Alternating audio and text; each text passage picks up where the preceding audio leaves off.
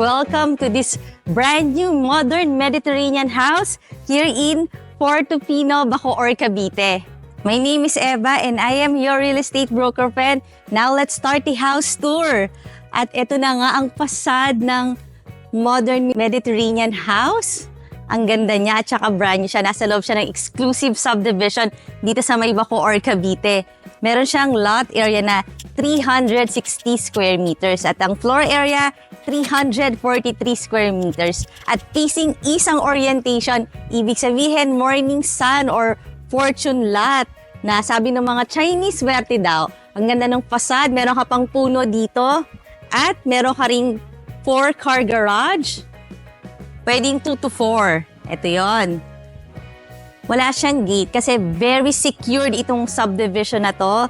Talagang 24-7 security. Tapos meron kang front yard. Ayan, maganda rin yung garden mo dito, no? Tapos meron tayong daan dito. Ito na yung parang pinaka-pedestrian natin. Meron kang mga steps, medyo malalaki. Let's go. Napakaluwag nitong kanilang porch area. At kita natin ang community ng iyong subdivision. At napakaluwag talaga niya. Look at the door. Super size. Tapos may mga steel shuts, may mga glass. Talagang highly secure dito sa subdivision na to. Kaya kahit nakikita yung loob, okay lang. Bago natin ipagpatuloy ang ating house tour, request ko rin na i-click mo na yung subscribe button ng ating channel na Home Search Philippines para updated ka lagi sa mga videos sa magagandang bahay. Pasukin natin. Ang ganda talaga ng double door. And welcome to your elegant, classic Mediterranean house dito sa may Portofino. Ito yung foyer na napakalaki. At focal point ng bahay na to, yung kanyang atrium na medyo later na natin titingnan para medyo may konting surprise factor. Dito muna tayo sa napakaluwag mo na living area na may double height ceiling. Napaka-ingrande talaga ng bahay kapag double height ceiling. Ang taas niya talaga. This is a regular size living room na napaka-aliwalas dahil nga sa ating double height ceiling ay meron ka pa ditong papunta sa iyong garden. Meron kang sliding door na may security screens. Eto, may mga windows ka rin naman dito. At kitang-kita natin ang malaki mong garden. Pero mamaya lalabas tayo dyan. Pupunta muna tayo sa other side of the house. Itong ating house, meron siyang division talaga. So, compartmentalized. Ito yung pinaka-living area. Tapos, ni-divide siya ng atrium.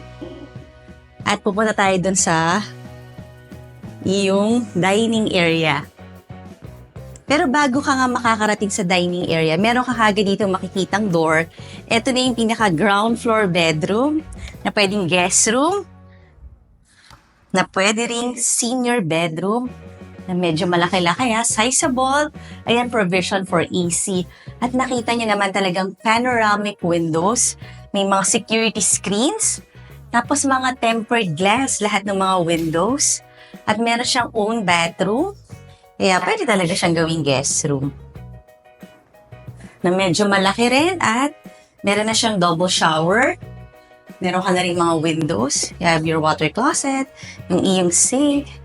Actually, double na rin siya as powder room kasi itong door na to, pwede rin siya dito. Ayan, so, dito naman kung guest ang gagamit, ito yung opening niya, ito yung door na gagamitin. And ang lapit lang sa iyong big kitchen na may center island. So, double na siya as your bar. Pwede kang maglagay dito ng, siguro dito sa side na to, pwede yung mga 3 high chair hanggang dito. So, 6 na high chair. So, this is your kitchen. Ito rin pwede siyang gamitin as breakfast nook itong area na to. Kasi lahat merong space para parang paglalagyan mo ng iyong mga chairs. And then you have your sink. Medyo malaking sink, under-mounted. Tapos you have your granite countertop. Meron ka ditong screen uli na security screen. Tapos lahat talaga tempered glass ang iyong mga windows. Ito naman ang modular cabinet na soft close. O dito ka maglalagay ng iyong stove. Ito naman yung range hood. Tapos sa side na to yung iyong malaking ref. Ayan. Sukat na yan dito. And you have a door leading to the helper's room at saka driver's room. Labas tayo. Ito na siya. Meron ka ritong another sink. So, utility area mo tong buong to. Ito na yung iyong helper's room, kanyang bathroom. Tapos itong ladder na to, kung may napansin ka nung another door, yun na yung parang driver's quarter. Tapos common bathroom nila ito. And meron ka pang garden sa likod ng iyong house. Ang ganda ng community ng Portofino subdivision. Lahat ng bahay pare-parehong style. Kasi thematic yung subdivision nila, mga Mediterranean-inspired houses. Ang maganda sa ganyang design, talagang timeless or classic yung Mediterranean. Hindi nawawala sa uso, ika nga nila. Babalik tayo dito sa iyong kitchen. Let's go. Let's close the door. At syempre, meron ka pang mga extra mga spaces dito. Pwede ito yung parang buffet table mo para pag may mga maraming food, ayan, dito nyo ilalagay. Pero double pa rin siya as breakfast nook kasi meron pa rin mga legroom kung sakaling maglalagay ka ng chair. Tapos maaliwalas kitchen and dining area. Kita nyo naman to, almost floor to ceiling height. Yung mga tempered glass na mga fixed windows. And this is your dining area. It can fit siguro mga 10 to 12 seater dining set. At just the same, napansin ko itong bahay na to, almost floor to ceiling height lahat ng mga windows, mga panoramic, para kitang-kita mo yung garden. Tapos lahat naka security screen at naka tempered glass. At this time, pupunta na tayo dito sa iyong atrium. Ito na nga ang mesmerizing part of this house. Ayan, meron ka pa ritong waterfalls. Tapos ito, pwede mo siyang i-utilize as upuan. Pwede rin kayo dito mag-dine sa iyong family. Lalagay ka lang dyan ng table. Then, meron ka na kagad upuan. Tapos ito, another spot para pwedeng, ano bang tawag dito? Pwede kang chillax area. O, diba? Ang dami mo mga seating area sa iyong atrium. Tapos, kita natin yung mga glass walls. Ito na nga ang garden. Talagang malaki siya. Pwede ka pa maglagay ng swimming pool. Pero kung hindi naman, talagang maganda itong garden mo.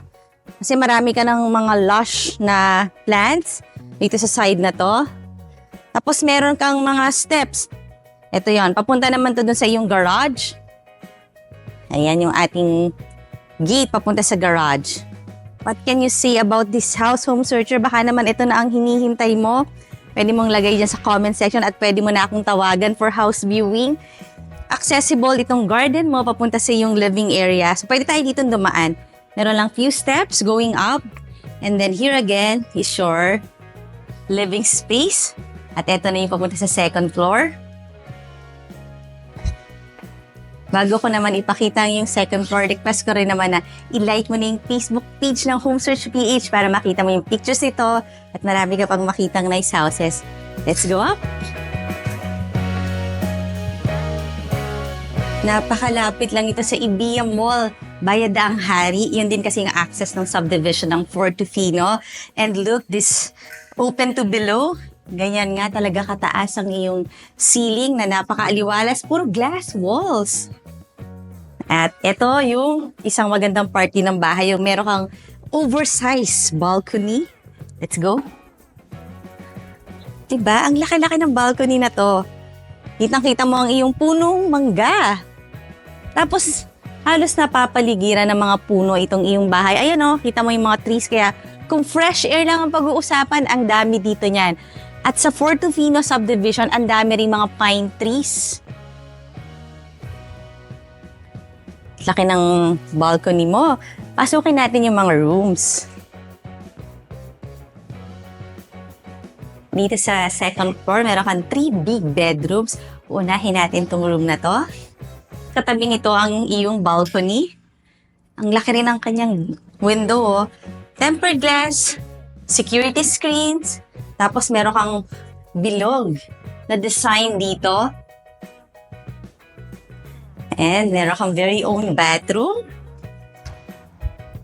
Even the bathrooms are all oversized. Look.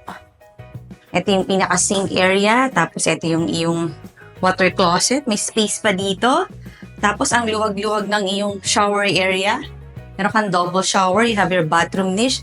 Siguro itong part na to, pwede itong provision for bathtub. Kasi kasya pa eh.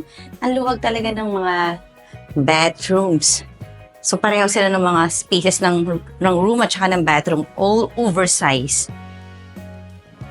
And meron itong hallway. Pero bago ka makapunta sa other rooms, napansin nyo ba itong super size din na tempered glass overlooking natin ng iyong atrium at saka yung community ng Portofino. And here are the other two rooms. Big sizes talaga. And meron din siyang own bathroom. Let's see kung malaki din. This time, itong bathroom na to, merong walk-in closet. Pwedeng kang kiss and hers pero this is not the master bedroom. So, closet mo lang to lahat. And then, here's your bathroom. Pero even the shower area is still big. Tempered glass. You have your water closet. Your sink. Tapos, meron ka rito mga windows. May screen na lahat. Even yung height ng ceiling matataas din. Kaya parang ang grande or ang laki-laki ng house mo kapag high ceiling sila. Tsaka hindi mainit kapag high ceiling.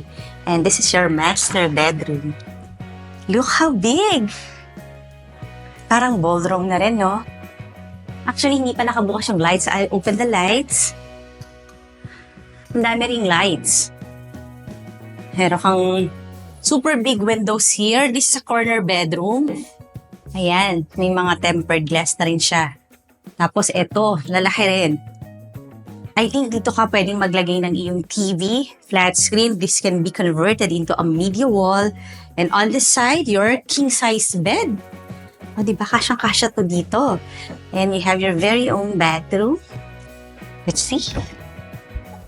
Wow, ang laki din. This is your walk-in closet. And then, double sink. His and hers.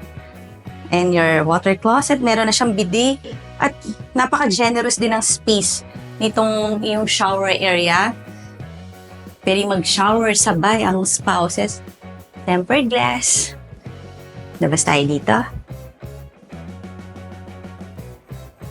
How big? Home searchers, kung gusto mo na to, pwede mo na akong tawagan. Nandyan yung number ko sa screen. Siyempre, request ko na i-click mo na yung subscribe button ng ating channel. And I will see you on the next video.